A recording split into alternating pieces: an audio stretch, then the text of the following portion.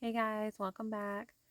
Sorry I did not upload yesterday. I honestly was just, I don't know, kind of just being, I kept putting it off and putting it off. And then um, by the end of the night, I was like, I just chose not to record. Um, I don't know, I was feeling a little disconnected from God the past couple days.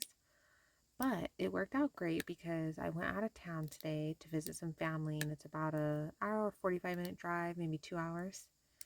And on the way back this evening, my daughter fell asleep, and it was just me in the car with her, and I was driving, and I paused the music, and I was just like, you know, I just started talking to God, and I was like, hey, look, I feel so disconnected from you, and I don't know what's going on. And like, I don't even like when I started to talk, and I was like, I don't even know what to pray about. I don't even know what to talk to you about. Like, I felt like awkward almost. It was really weird. And I was just like, I just need your help. Like, I don't even know what to say. And I ended up like talking to him and praying for like probably like almost an hour while driving. It was so great. By the end of it, I was like, I felt so much better, and I felt like so like much more connected, and like um I don't know, it was really great. I highly recommend it if you ever go on like a trip, or you're driving to work or something, and you're like in the car alone or something. um I mean, it's so like great. And it's funny too because like no one's gonna know that that's what you're doing, because lots of people have, Bluetooth now. So like if you're talking on the phone, you don't have your phone like next to your head or your earphones or whatever. So, for all they know, strangers passing by in their cars, um, you could be talking on the phone. They don't know that you're praying. So, um, I don't know. I recommend it. It was really great. Okay, guys, I'm super tired, but I promised God I would try harder with making these videos because I know that He um, is having me do them for a reason. So here I am. And so let's get started. We're finishing the book Judges today and starting on Ruth. Ruth is very short. I think it's only today and tomorrow. I think it's like super short. So, um, let's get started. Then the tribes of Israel sent men through all the tribe of Benjamin, saying, "What is this wickedness that has occurred among you? Now therefore, deliver up the perverted men who are in Gibeah, that we may put them to death and remove the evil from Israel." But the children of Benjamin would not listen to the voice of their brethren, the children of Israel. Instead, the children of Benjamin gathered together from their cities to Gibeah, to go to battle against the children of Israel. And from their cities, at that time, the children of Benjamin numbered 26,000 men who drew the sword, besides the inhabitants of Gibeah, who numbered 700 select men. Among all this people were 700 select men who were left-handed. Everyone could sling a stone at a hair's breadth and not miss. Now besides Benjamin, the men of Israel numbered 400,000 men who drew the sword. All of these were men of war. Then the children of Israel arose and went up to the house of God to inquire of God. They said, "Which of us shall go up first to battle against the children of Benjamin?" The Lord said, "Judah first." So the children of Israel rose in the morning and encamped against Gibeah. And the men of Israel went out to battle against Benjamin. And the men of Israel put themselves in battle array to fight against them at Gibeah. So listened to this when I recorded it, and then I also read it. Um, and I'm so confused on like what it meant by when God said Judah first. And then it was like, okay, and the men of Israel went out to battle against Benjamin. So Benjamin, Benjaminites, or whatever, however you say it, is a tribe. And then Gibeah is a place, a city. And if I'm wrong, let me know. And then when God says Judah first, what does that mean? Is that a tribe? Is that a person specifically, like leading the Israelites? And then the Benjaminites, I feel like I'm saying that wrong. They're a tribe. Are they a tribe in Israel? Near Israel? Like, I'm sometimes like I get so lost with like what are cities? Where are these cities? Are is Israel like a like, and I know this sounds crazy like what I'm about to say and that I should know this stuff, but like hear me out, guys. I am not well versed with my geography and I had a very stressful childhood. So I don't remember a lot of stuff that I learned in like middle school and high school because I was just so stressed all the time with dealing with the stuff that I was dealing with at home. So at school, I didn't retain a lot from school. And um so yes, my geography is not a great. But like, are there cities within Israel, or like, I'm just a little confused, like, on what God meant by Judah first. Like, oof. Then the children of Benjamin came out of Gibeah, and on that day cut down to the ground 22,000 men of the Israelites. And the people, that is, the men of Israel, encouraged themselves and again formed the battle line at the place where they had put themselves in array on the first day. Then the children of Israel went up and wept before the Lord until evening, and asked counsel of the Lord, saying, Shall I again draw near for battle against the children of my brother Benjamin? And the Lord said, Go up against him. So the children of Israel approached the children of Benjamin on the second day. And Benjamin went out against them from Gibeah on the second day, and cut down to the ground 18,000 more of the children of Israel. All these drew the sword. Then all the children of Israel, that is, all the people, went up and came to the house of God and wept. They sat there before the Lord and fasted that day until evening. And they offered burnt offerings and peace offerings before the Lord. So the children of Israel inquired of the Lord. The ark of the covenant of God was there in those days. And Phinehas, the son of Eleazar, the son of Aaron, stood before it in those days, saying, Shall I yet again go out to battle against the children of my brother Benjamin, or shall I cease? And the Lord said, Go up, for tomorrow I will deliver them into your hand. Then Israel set men in ambush all around Gibeah. And the children of Israel went up against the children of Benjamin on the third day, and put themselves in battle array against Gibeah, as at the other times. So the children of Benjamin went out against the people, and were drawn away from the city. They began to strike down and kill some of the people, as at the other times, in the highways, one of which goes up to Bethel, and the other to Gibeah, and in the field, about 30 men of Israel. And the children of Benjamin said, They are defeated before us, as at first. But the children of Israel said, Let us flee and draw them away from the city to the highways. So all the men of Israel rose from their place and put themselves in battle array at Baal Tamar. Then Israel's men in ambush burst forth from their position in the plain of Geba, and 10,000 select men from all Israel came against Gibeah, and the battle was fierce. But the Benjamites did not know that disaster was upon them. The Lord defeated Benjamin before Israel, and the children of Israel destroyed that day 25,100 Benjamites. All these drew the sword. So the children of Benjamin saw that they were defeated. The men of Israel had given ground to the Benjamites, because they relied on the men in ambush, whom they had set against Gibeah. And the men in ambush quickly rushed upon Gibeah. The men in ambush spread out and struck the whole city with the edge of the sword.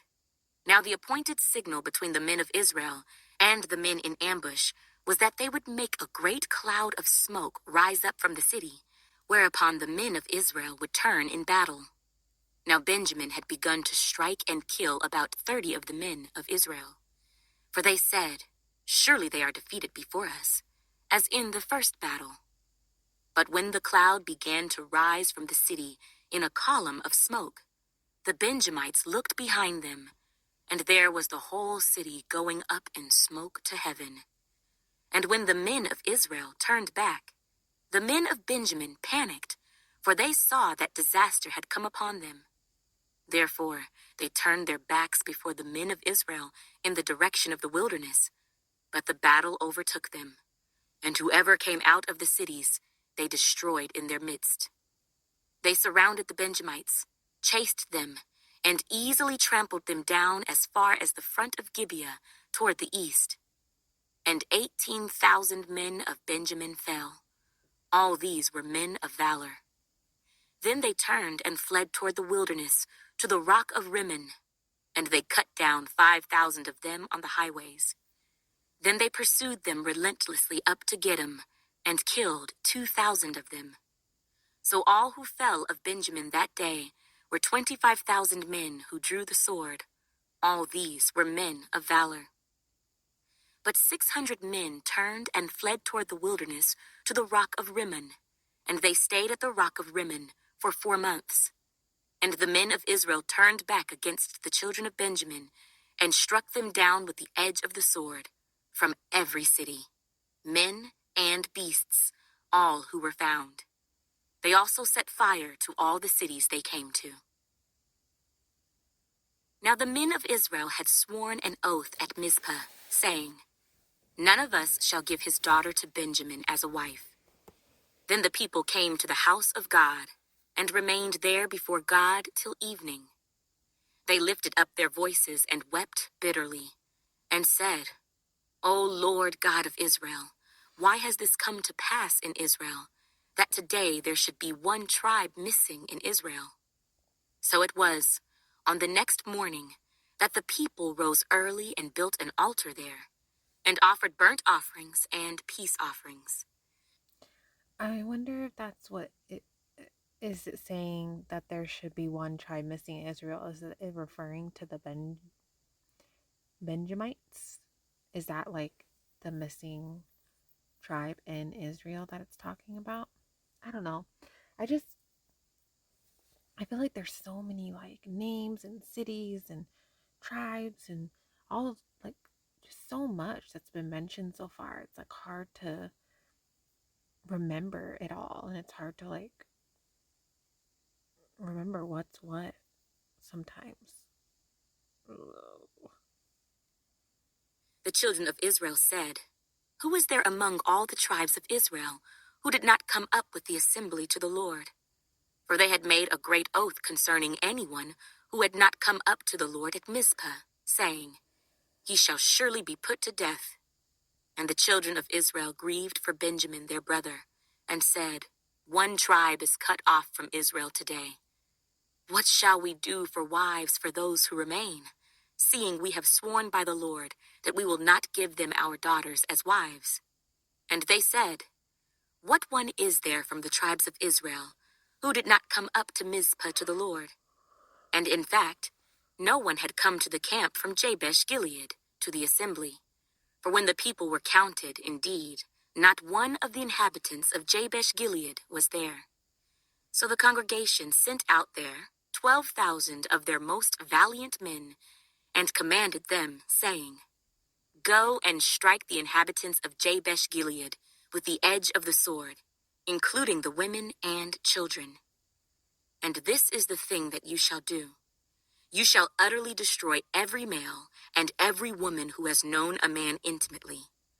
So they found among the inhabitants of Jabesh Gilead 400 young virgins who had not known a man intimately, and they brought them to the camp at Shiloh, which is in the land of Canaan.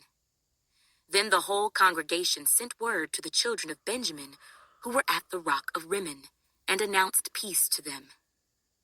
So Benjamin came back at that time, and they gave them the women whom they had saved alive of the women of Jabesh Gilead, and yet they had not found enough for them. And the people grieved for Benjamin, because the Lord had made a void in the tribes of Israel. Then the elders of the congregation said, "What shall we do for wives for those who remain, since the women of Benjamin have been destroyed?" And they said, "There must be an inheritance for the survivors of Benjamin, that a tribe may not be destroyed from Israel. However, we cannot give them wives from our daughters, for the children of Israel have sworn an oath, saying, 'Cursed be the one who gives a wife to Benjamin.'"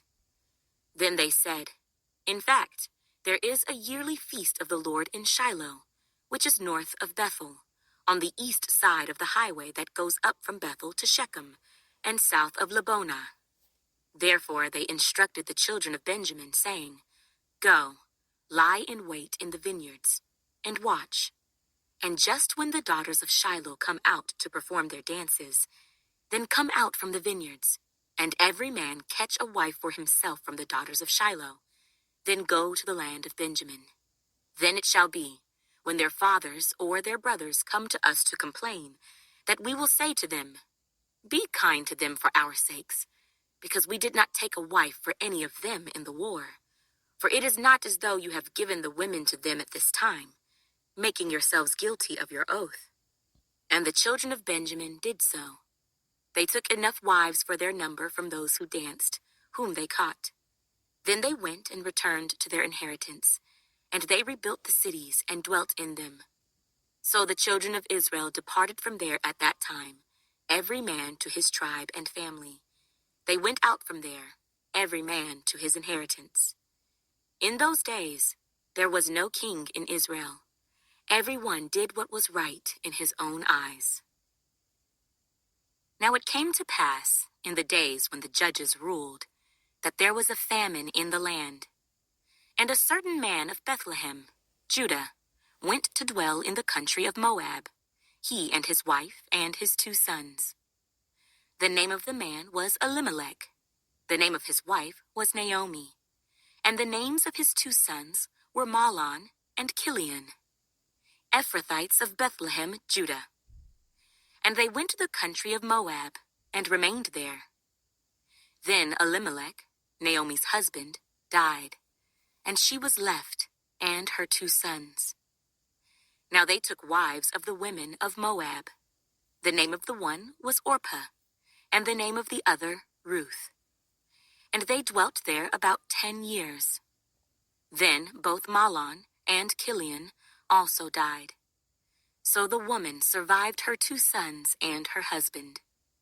Then she arose with her daughters-in-law, that she might return from the country of Moab, for she had heard in the country of Moab that the Lord had visited his people by giving them bread. Therefore she went out from the place where she was, and her 2 daughters-in-law with her, and they went on the way to return to the land of Judah. And Naomi said to her 2 daughters-in-law, "Go, return each to her mother's house. The Lord deal kindly with you, as you have dealt with the dead and with me. The Lord grant that you may find rest, each in the house of her husband." So she kissed them, and they lifted up their voices and wept. And they said to her, "Surely we will return with you to your people." But Naomi said, "Turn back, my daughters. Why will you go with me? Are there still sons in my womb, that they may be your husbands? Turn back, my daughters. Go, for I am too old to have a husband. If I should say I have hope, if I should have a husband tonight and should also bear sons, would you wait for them till they were grown? Would you restrain yourselves from having husbands? No, my daughters, for it grieves me very much for your sakes that the hand of the Lord has gone out against me." Then they lifted up their voices and wept again, and Orpah kissed her mother-in-law, But Ruth clung to her, and she said, "Look, your sister-in-law has gone back to her people and to her gods. Return after your sister-in-law." But Ruth said, "Entreat me not to leave you, or to turn back from following after you.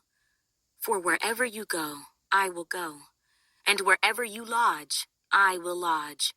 Your people shall be my people, and your God my God. Where you die, I will die, and there will I be buried. The Lord do so to me, and more also, if anything but death parts you and me." When she saw that she was determined to go with her, she stopped speaking to her. Now the two of them went until they came to Bethlehem. And it happened, when they had come to Bethlehem, that all the city was excited because of them. And the women said, "Is this Naomi?" But she said to them, "Do not call me Naomi. Call me Mara, for the Almighty has dealt very bitterly with me. I went out full, and the Lord has brought me home again empty. Why do you call me Naomi, since the Lord has testified against me, and the Almighty has afflicted me?" So Naomi returned, and Ruth, the Moabitess, her daughter-in-law, with her, who returned from the country of Moab. Now they came to Bethlehem at the beginning of barley harvest. There was a relative of Naomi's husband, a man of great wealth, of the family of Elimelech. His name was Boaz. So Ruth, the Moabitess, said to Naomi, "Please, let me go to the field and glean heads of grain after him, in whose sight I may find favor." And she said to her, "Go, my daughter." Then she left, and went and gleaned in the field after the reapers. And she happened to come to the part of the field belonging to Boaz, who was of the family of Elimelech. Now behold, Boaz came from Bethlehem, and said to the reapers, "The Lord be with you." And they answered him, "The Lord bless you." Then Boaz said to his servant who was in charge of the reapers, "Whose young woman is this?" So the servant who was in charge of the reapers answered and said, "It is the young Moabite woman who came back with Naomi from the country of Moab." And she said, "Please, let me glean and gather after the reapers among the sheaves." So she came and has continued from morning until now, though she rested a little in the house. Then Boaz said to Ruth, "You will listen, my daughter, will you not? Do not go to glean in another field, nor go from here, but stay close by my young women. Let your eyes be on the field which they reap, and go after them. Have I not commanded the young men not to touch you? And when you are thirsty, go to the vessels and drink from what the young men have drawn." So she fell on her face, bowed down to the ground, and said to him, "Why have I found favor in your eyes, that you should take notice of me, since I am a foreigner?" And Boaz answered and said to her, "It has been fully reported to me, all that you have done for your mother-in-law since the death of your husband, and how you have left your father and your mother and the land of your birth, and have come to a people whom you did not know before. The Lord repay your work, and a full reward be given you by the Lord God of Israel, under whose wings you have come for refuge." Then she said, "Let me find favor in your sight, my lord, for you have comforted me, and have spoken kindly to your maidservant, though I am not like one of your maidservants." Then the I feel like Ruth is such a short story, and so I'm like super curious to see like what the rest of the story is tomorrow, and like what's the like it just doesn't, it seems kind of just whatever so far. Like there's really nothing, I don't know, significant yet that's happened. So just curious. But okay, guys, that was today's chapters. Lots of killing at the end of Judges. My God, like tens of thousands of people. It's a lot of people. Okay, Well, I'm exhausted. So I'm gonna go, but I will see you guys tomorrow. Good night.